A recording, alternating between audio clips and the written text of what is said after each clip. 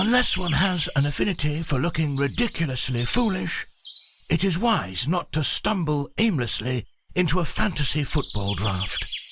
The Ultimate Draft Kit from the Fantasy Footballers contains all the information you need to avoid the jeers of your enemies and to snuff out any glint of hope in their souls.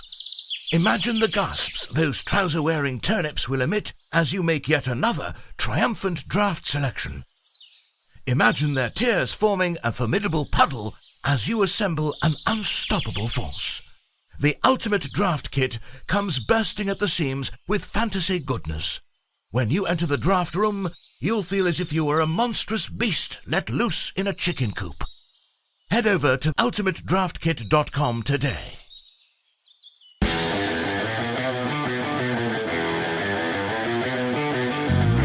Welcome to the Fantasy Footballers Podcast with your hosts, Andy Holloway, Jason Moore, and Mike Wright.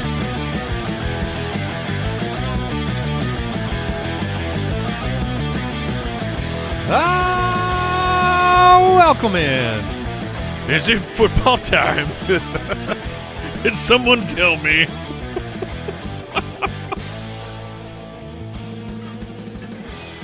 It is. It is football time.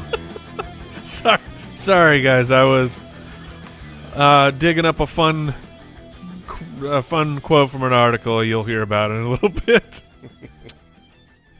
We'll hear about it on this show? Yes. That's kind of a weird tease. You're just looking up articles? I needed to make sure. You'll look. It's okay. We'll wait for it. We'll wait. I understand that. There's a player that clearly we're going to talk about. Yes, there's an important bit of news that has caught Mike's attention. It has. And we'll talk about it shortly. So, welcome in one and all. Excited to have you with us. We have news to talk about. Yes.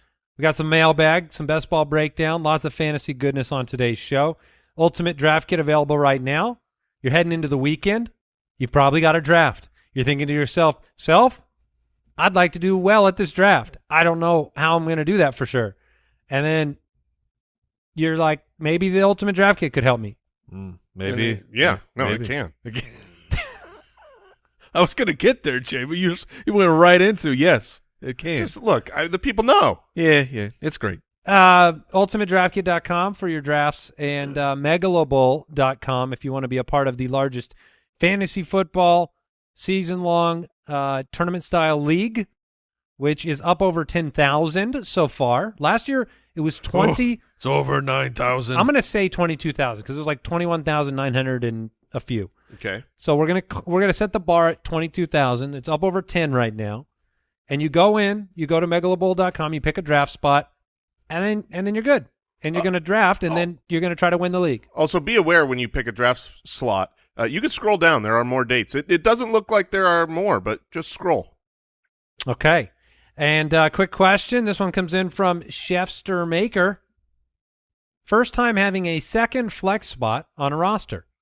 Any difference in draft strategy?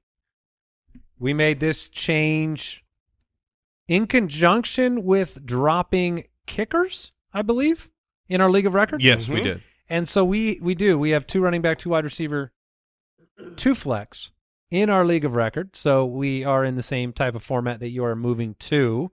What do we think about the strategy there? I mean, are you approaching things differently in that format?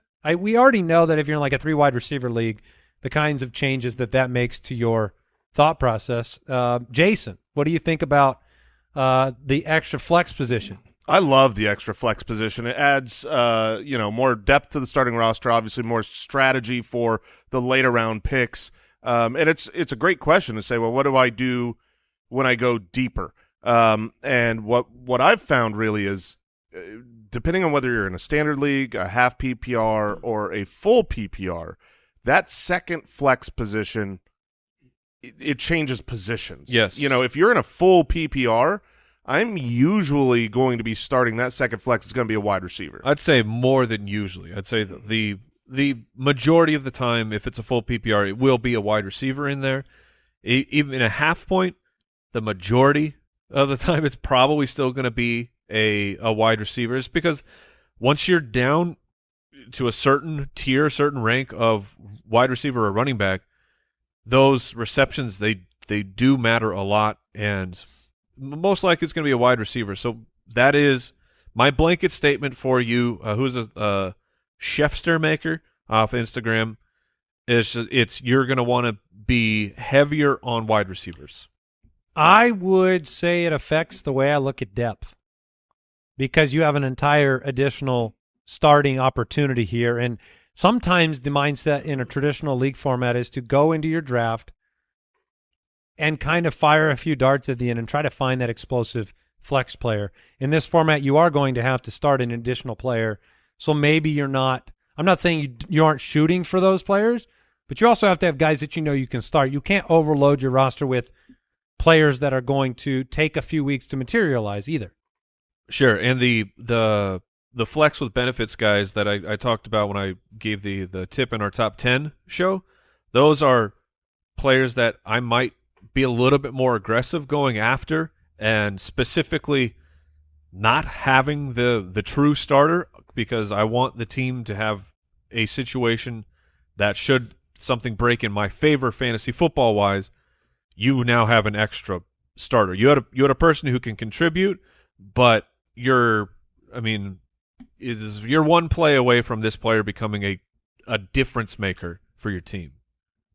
Any complaints about an extra flex spot in our league of record? No. Yes. No. What? I have a complaint that we don't have an extra flex spot. Yeah, you want to go triple flex? Yeah, I want to go triple flex. That's grown-ups only. I'm a grown-up. I want to flex on these fools.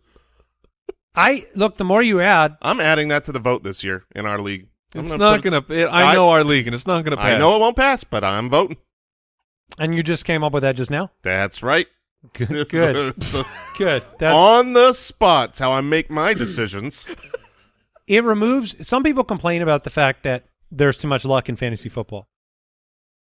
If you add more positions to start, you are going to reduce that because it's going to take – you're going to have to play deeper players. If Jason gets his will, we're going to be playing down to the fourth, fifth string. Yeah. 36 flex spots. Sounds good to me. It's weird. I've never heard this from you. It's just you're turning over a new leaf. You're flexy and you know it. I really do enjoy deeper starting rosters. I find like in our listener league, which is starting soon, and I don't know if we've mentioned this on the main show, but genuinely, every year it gets crazier and crazier. We had more submissions this year for our listener league than ever before. Thank you all for submitting, and all the people that did so much amazing things and sent things in, and we got stuff here at the studio that'll make its way to the Foot Clan. The Foot Clan wall over there. Yeah, we got like a stained glass of the shield. I mean, just really cool stuff. So thank you all. We really do appreciate it. I know all of you didn't get in because that's the nature of mathematics. Only a few and a lot of entries. But in that league that we play, and it's a 14-teamer so that we can get more people in the league, and it's still a double flex. So you're starting just deeper players, and I find that's more fun. It's more fun to have to go with a nasty boy that makes your lineup. Yeah, it is pretty fun to be in a 14-team league. I would say that. The listener league has been fun. Mm-hmm. And we have mailed everybody that's in. We have, as of this moment. That's the part you left out. We have, as of this moment, there's still one spot that needs to respond. Oh, we're still waiting on one response. Yeah, so maybe an alternate will get in. Just for the record, that's maybe the worst thing that's ever happened, is you have all these people competing and then somebody wins, and then they don't respond to their email. Mm-hmm. It's never happened before. Stay on top of your emails, people. 9 years. Never happened. Yeah, it has. We've had to replace before. I can't remember. Yeah, we've had to replace before. But I'm just saying it's not what you want, because you don't want to get a heartfelt, like, all this time and effort put into something. And then. Yeah. But, yes, thank you. Yes. Mike and I echo that. Very amazing humans out there. So let's get into the news. News and notes from around the league, presented by USAA Insurance. Is this the piece of news that you were looking forward to? Yeah. Well, I'm not breaking this. This is all yours. okay. So we'll start here. We are in the news section. We're recording this show Wednesday afternoon. So if something else had happened before Thursday morning, we'll cover it later. But the big piece of news that came out was the San Francisco quarterback depth chart has been announced. Oh, great. Which I don't remember it really being a thing. It's usually, here's our starter. Everyone else is on the team. And you kind of know who is where. But they made an official announcement that Samuel Darnold will be the quarterback to Trey Lance. That puts him at number 3 if you're keeping track. Trey Lance was in the building on Wednesday. 3 out of how many, though? I believe 3. Oh, okay. So, but you could say third best. He's the third best. Right, yeah, he is not bad. I believe he's the third best quarterback on the team. He was the third pick in the draft, so you should be the third best. Yes. He was in the building when the news broke. He was then allowed to sit out the session, and the 49ers will address the situation after practice. Is he getting cut? No, they traded? Would never a trade would be possible. Who trades? Genuine question. Right. Who trades for a third string quarterback? Well, I think somebody would do it, but it would not be a high pick. 7th rounder. It comes down to what the NFL or sorry, what the 49ers are willing to cut their losses with. Because I bet there's at least a handful of teams that would send a third rounder for Trey Lance. Yes, like if Trey Lance were to go, it's like just think about the quarterbacks that are drafted in the 3rd round. Like he's sure about that? No way. Yes. No way. Yes. You sure about that? Yeah. That makes no sense. I mean, this is when a guy, I think about the quarterbacks drafted in the 3rd round, they don't have 3 years of failure to their name. Yeah, they don't get beat out but by I think that teams the 7th round draft pick in one season and then a failure of Sam Darnold in the next. I think that there are plenty of offensive guys out there that can convince themselves that they can fix Trey Lance. Oh, I agree with that. Just not the 3rd round part. No, I think that makes that would be shocking. That's day 2 capital. No one's giving up day 2 capital for a quarterback who's failed 3 years in a row. Give it up, Mike. He's failed 2 seasons in a row, 3 off seasons in a row.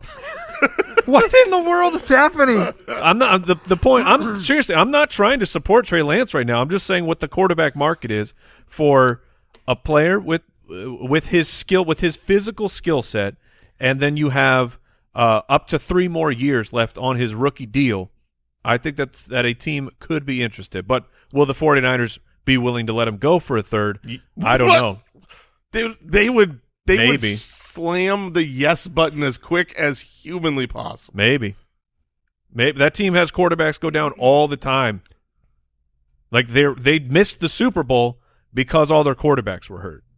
Trey Lance is maybe the worst trade in the history of the organization. Oh, history of the NFL. Yeah, that's one of it's the worst. It's got to be the worst of the team. Is it Herschel Walker? Is that the one? Yeah, that was the entire draft class for Herschel Walker. At least that trade had temporary value on both sides. Well, there was that happened for Walker, and then it also happened for Ricky Williams. Ricky Williams.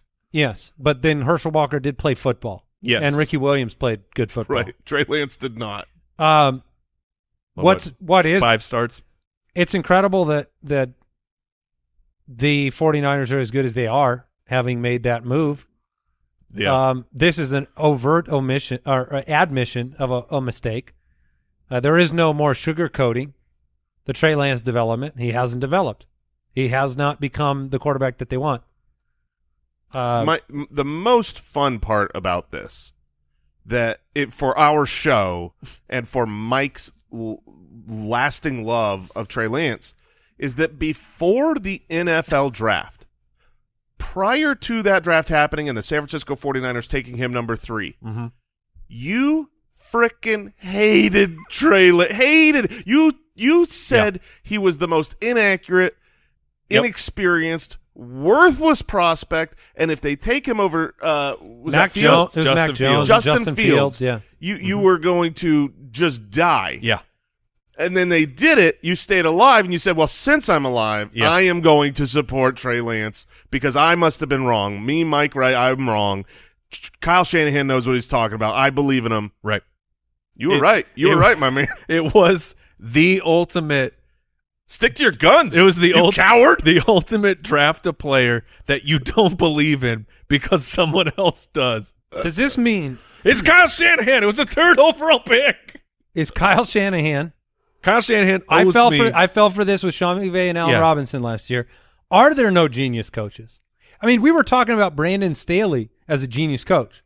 Now, Brandon Right. Staley's Hot. viewed as He got hot pants on. a hot mess of a coach. Basically a great roster with hot pants on because he's ready to leave town.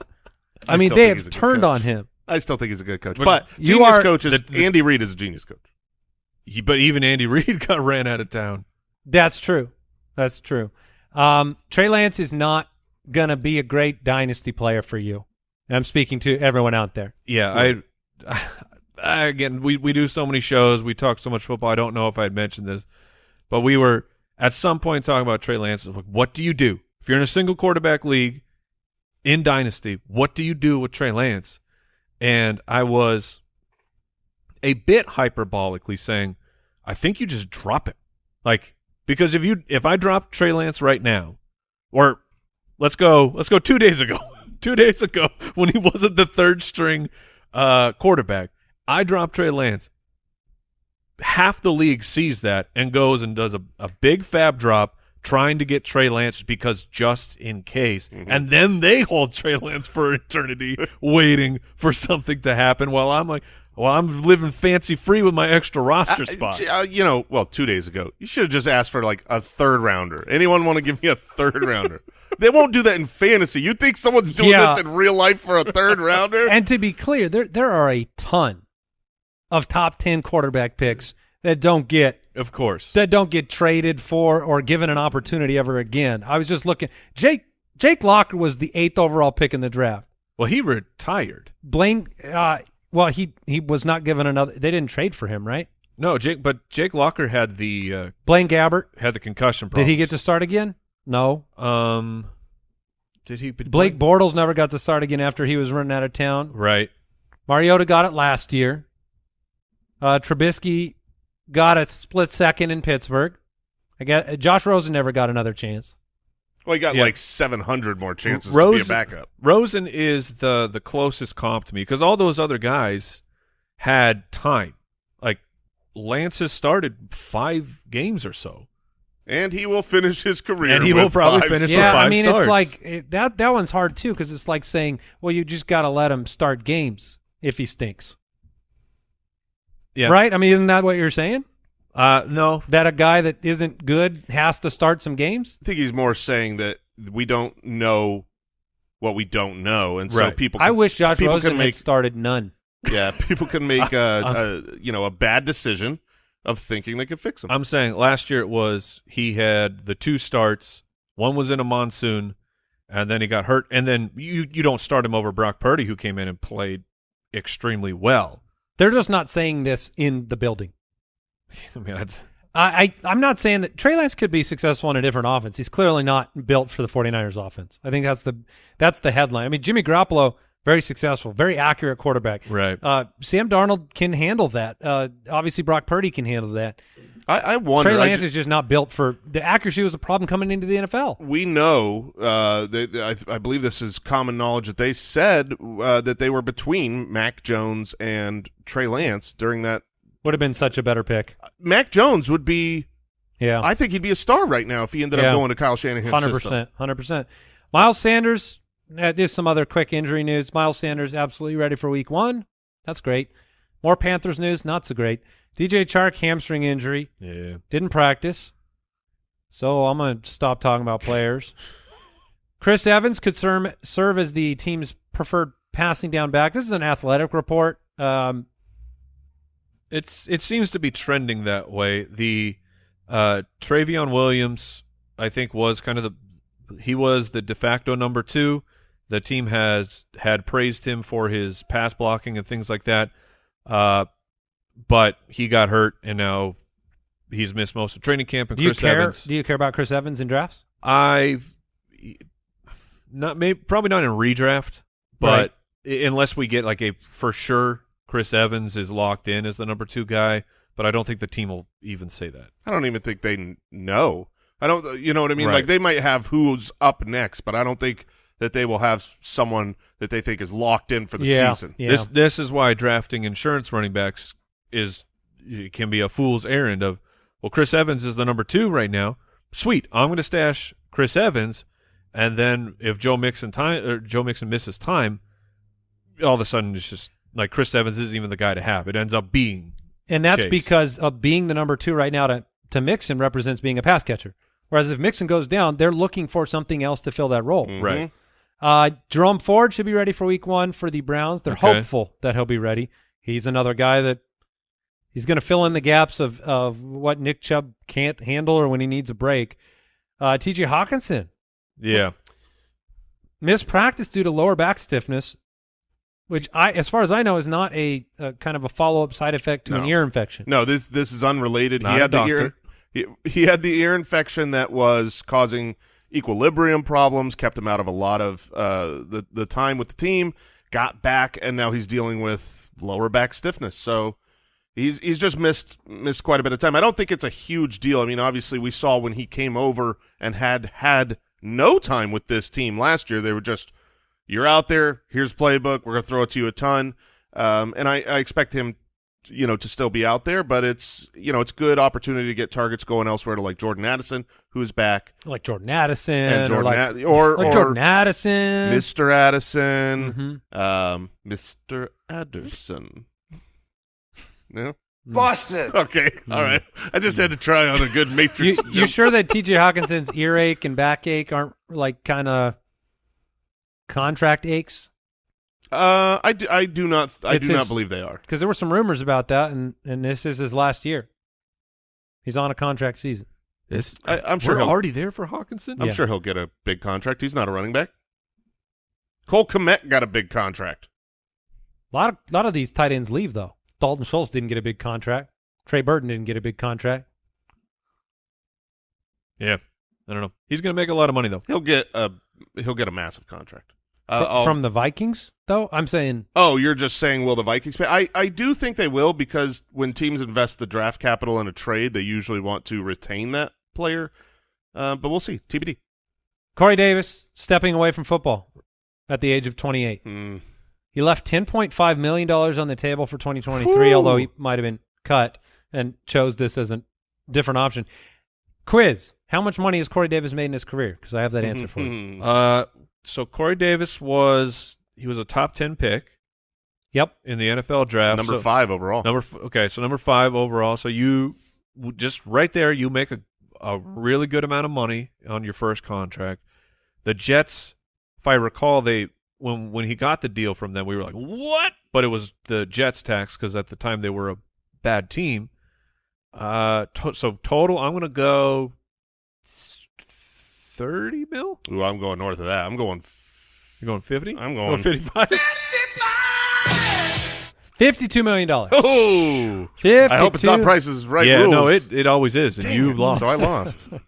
Any other news, gentlemen? And like Mike said, we're recording this late afternoon on Wednesday. We're getting ready to get out of town for the live show on Saturday. So any news we miss here, we'll cover it on the show tomorrow, or that we record tomorrow. All right, that was today's news and notes presented by USAA Insurance. Learn more at usaa.com/insurance. Quick break and back with the mailbag.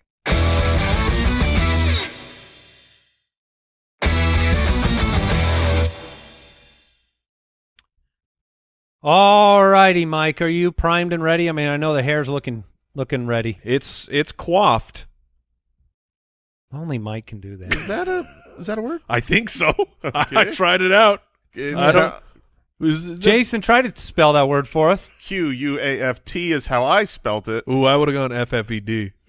Okay. I think that's different. A large, wild, untamed amount of hair. Oh, well, it is certainly tamed. Also, QUAFT. Oh, you got it right? Yeah, I'm the greatest speller alive.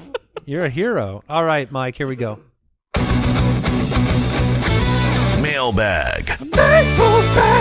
Oh. You people better be ready for the mailbag on Saturday's live show, by the way. Oh, yeah. Seriously, there's going to be 1,000 people. Yeah. You all are going to be doing the mailbag drop live, singing it out, so prepare your vocal cords. All right, Instagram question from Tim Brody. By the way, if you have a question for the show, go to the website, thefantasyfootballers.com, or dial a voicemail hotline here, 302-464-TFFB. Do you believe in Jerry Jeudy? This question comes in from Tim Brody, 12-12-12. Unequivocally, yes. It's a loaded question. I 100% believe in Jerry Jeudy. Okay. I don't know if he believes in me. I think I believe in Jerry Jeudy, but I'm not 100% sure that's just me not believing in Cortland Sutton, and so it's just pushing me to want to believe in Jerry Jeudy. He was, at the end of last year, was the best wide receiver for the Denver Broncos, had himself a fine few-game stretch over there for fantasy. Cortland Sutton is the one making some headlines over in training camp. I haven't seen a ton on Jerry Jeudy. The opportunity is great. Sean Payton, can he fix Russell Wilson in the offense? I would say my belief in Jerry Jeudy is sub 50%. I definitely believe in Jerry Jeudy. I've seen him. Like that's exactly I know. why. I know he exists. So this isn't like, do you believe in Bigfoot or dinosaurs? Oh, yeah. Well, you got to make these questions more specific because I definitely believe in him. Thank you for once again contributing to the podcast. I think he is a fine wide receiver too. I believe he'll finish probably around that number. He was the wide receiver 21 last season. The offense can't be worse. And I know sometimes we say that it couldn't be worse than what Big Ben was at the end of his career. But even then it was like, no, it could be. A rookie Kenny Pickett could be worse, and we could see that. The worst case scenario is that Russell Wilson sucks. Like he sucked last year and he's just lost it. He's toast, he's gone, he's done. And in that situation where he still sucks, the offense goes from Nathaniel Hackett to Sean Payton, and I think it gets better with the same sucky Russell Wilson. Does that make sense? It does. You said suck a lot. Yeah. Well, I mean, they did. So what's your percentage belief in Jerry Jeudy? Not the human who you are convinced exists. I am fully convinced. Okay. But his chances for fantasy football. I think it's 65% that he's a wide receiver 2 or better. Okay. Yeah, I think he's going to be great. And to be clear, Cortland Sutton does not have to, as you would say, suck for Jerry Jeudy to be great. That is not; those things don't have to happen. Sure. Together, like Jerry Jeudy can be great, and Cortland Sutton can bounce back if you believe in him. I watched enough Jerry Jeudy. That's what I thought you were saying, by the way. I thought you were saying you watched him, you saw him. Yeah, I did. And then but as fully we're saying the same thing. I'm fully convinced that he exists. That he is real. Have you been to a game with him? I haven't seen him in person. So yeah, it could be 99%, CGI. yeah. He was good last year, as good as you could be in what that offense provided. He is a big play guy. We saw Cortland Sutton struggle immensely. I don't buy the hype on Cortland Sutton. I think there's a chance he's better because you can't be worse. But I don't have any reason to believe that Jerry Jeudy, who was great on the field, doesn't benefit from all those things that you're saying, but somehow Cortland Sutton's going to stifle him when Sutton wasn't good on the field. So I think Jerry Jeudy is going to be a great pick. Now, right now, he's going at 507 on Sleeper. No, thank you. But 401 on ESPN. Oh, no. Even worse. What is that? Where does that put him in the range of? If he's in the 5th, that's the Tyler Lockett zone or the Darren Waller zone for me. So Jerry Jeudy right now is being drafted on Sleeper as the wide receiver 23. The guys around him, you got DJ Moore and Terry McLaurin just ahead of him, and just behind him you have Drake London and Christian Watson. Would you rather take the shot on the sophomore wide receiver breakouts? I would, yes. No way. I think I see it kind of how ADP is. I would rather have DJ Moore and Terry McLaurin ahead, and I think Jerry Jeudy, it's fine to take him above Drake London and Christian Watson. I agree that all 5 of those guys are about in the same odds of having a good season. Just take your favorite. You just take your favorite. Yeah, I don't think he's mispriced. So it kind of depends on whether you believe Russ has got a shot. at least Russ has done, like you're betting on Desmond Ridder, right, with Drake London and, Sure. and no passing offense. Mm-hmm. Betting on Howell. Oh, What are the other quarterbacks in the mix for that group? It sounds like a bunch of guys were Jordan like Love. Jordan Love. So Russ fits right in, Well, you're betting, but with better upside. yeah, you have a little bit of a mystery box. For Russ those other throws a great quarterbacks. deep ball too. Historically, I'm not Yeah. talking about last Yeah. year, but like even last year, Jerry Jeudy had good games on a team that could not score. yeah. And Tim Patrick's gone. Consolidation Yeah. of targets lets both of those guys potentially be. To be fair, Tim Patrick was also gone last year. Yeah, He was. yeah. Well, where was Sutton Poor, then? poor Fireball. Poor Fireball. Yeah. Maybe we should not have called him that. I don't remember him having any injuries before we called him that. No, he was good before we. When Then he it was like, Tim Patrick. We're like, he's good. He's a fireball, and then got too hot. Tried to run too fast. Tried to live up to the nickname. Yeah. That was probably Is that what it. happened to Yeah. Smash Jackson? Yep. Oh no! We got to stop giving good nicknames. That's why Cameron will be fine. Yeah, Cameron's gonna have a great year. Cameron? By the way, the amount of crap we gave the name Cameron on that show, we had the Camerons coming out of the woodwork on the YouTube and on I the ain't Twitter. scared of no Cameron. Bring it on. Oh no! There was some Camerons at the live show waiting for you. Yeah. The biggest Camerons you ever did see. All right, strategy question from Twitter. Do you have any advice about drafting at the turn? So it would be like the first pick in the draft. If you go wide receiver at the 1 overall, what are your favorite targets at the 2-3 turn? We did our last draft. Mock draft was Jason was at the first, and so Jay, you went Christian McCaffrey, which were McCaffrey, Jamar, Jefferson, whoever you want to take 101. I no qualms there. And then I don't remember who you got with your second pick. Do you recall? Oh no, of course not. I have no Okay, my idea bad. what happened in Sorry. that draft. But I will. If you're looking at the 2-3 That's turn, like Devonta Smith, T. Higgins range. yep, exactly. That's going to be. You can take a shot on One of the onesies. One of the onesies, like Jalen Hurts, Yep. or Mark Andrews, if you want to take him a little bit ahead of ADP. The players that I find that I like there a lot, that get there pretty often. I actually think I remember Tony Pollard got there. Yeah, he got real close. He's usually there. Now in a If sharper yeah. league, Tony Pollard will go higher, but in a normal home league, Tony Pollard will be at the 2-3 turn. That is definitely going to be one of my targets. And it's tough because I like some of the running backs there. And that might be why you decide, if you want to talk strategy, you say, look, I really like Ramondre Stevenson, I really like Tony Pollard, and I want to grab like those two guys, but I don't want to have my wide receiver come all the way at the 4 or 5 turn, which is a long ways from there. So you start with Justin Jefferson. So you just got to play it out both ways. Would you rather have a Justin Jefferson with those two type of running backs, or a Christian McCaffrey and then a T. Higgins style as your first wide receiver? If I started McCaffrey, Garrett Wilson, Chris Olave, Yeah, what would happen? I would log out. Just forget the rest of the draft. I'd be like, see you, suckers. Auto- I'm all done.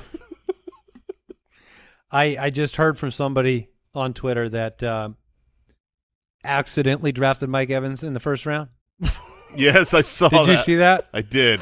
They no, this No. is wonderful. Oh, no. Go ahead. It's wonderful. They basically queued him up, right, to target They were trying him. to have a target list. Yeah, which makes sense. And You're then, starting it way too early. well, no. but Oh, no. but then in the platform he was in, I don't remember what platform it was. He He got mayhemmed.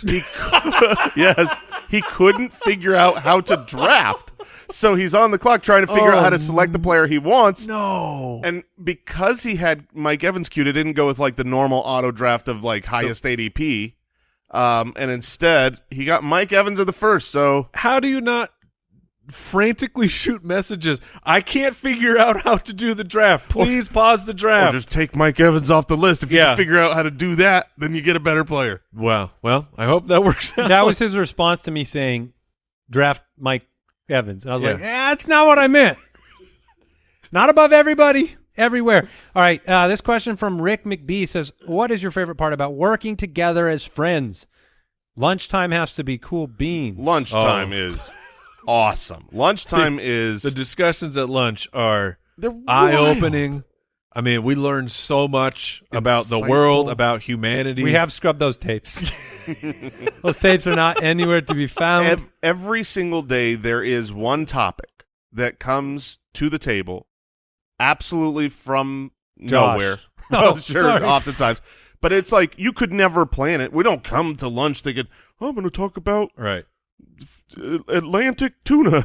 I don't know, but every single day something comes up. Mean, we invented a new laundry machine at lunch. We did that once. So many things. But yeah, we patent most of our lunches. The best thing about working here is you don't feel like you're working. I had when my buddy was here, he stopped in, he watched a show, and then we were talking about just the work environment. And he's like, dude, that seems like the absolute best place you could possibly work. This is just the environment. Yeah. This is not the work environment. Yeah. Yeah. We just go to the environment. Yeah. That's You're on fire today. Yeah, man. I know it. Jason's on show 5 or 6 in the last 2 days. Yeah. And We just updated. I'm crushing we them. also updated 5 videos, Al, in the Ultimate Draft Kit, right? We did. Ramondre, Brees, Javante, Darren Waller, Treylon Burks. Okay, There you go. there you go. What about Trey Lance? Do we need a new Trey Lance video? Yeah, I'll make a video. It looks like we do not need one. We should have a Trey Lance video in there for the rest of the Career? Yeah, just static. It's just The video's just static. It's just a storm with sad music. He got paid money though, right? He did. I mean, he could have been drafted where he should have gone and not got paid money. That's true. He made a good deal on his rookie contract. He will get a Mariota-like backup opportunity somewhere. Yeah. We'll see him. I bet we see him start a game again. But because Not of on injury purpose. Not on purpose. to a starter. Yeah, like a whoops, he's starting. Yeah. And then they're going to hype it up like, he's had years to perfect his craft. He's going to come in and suck. You know, it's the problem is, and I feel like at this point we've been too mean. Yeah, we have. He's better than most people on the entire planet. It's just that there is a gap between better than most and then a starting quarterback. And it's just crazy how hard it is to be a starting quarterback. And if he would have just been the 3rd overall pick with the trade, and the trade did not happen, it would not feel this bad. Like, he's made $25 million. Like I realize that he's the 3rd string, so it's not apples to apples here, but Zach Wilson, the pick right before him, got benched. Mm-hmm. He's on the bench right now. Both of those picks are not good. No. So contract situation. Was Fields 4 or 5? He was like 11. Wait, really? Yeah.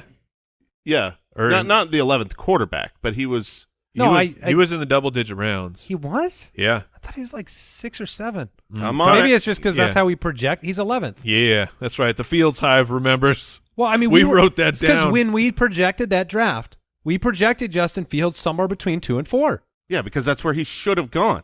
And that's what we all knew. Except for how it looked for the beginning of the entire process, in which case he looked like the bust as well. Yeah, Trey Lance next year would be basically $11 million of dead cap money, so not sure that they'll just cut him.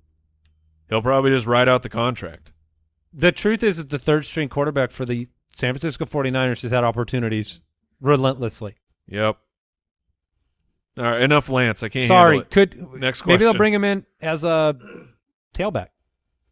Yeah. Like that first play. Go to who was our quarterback that moved over to tight end? He plays for Washington.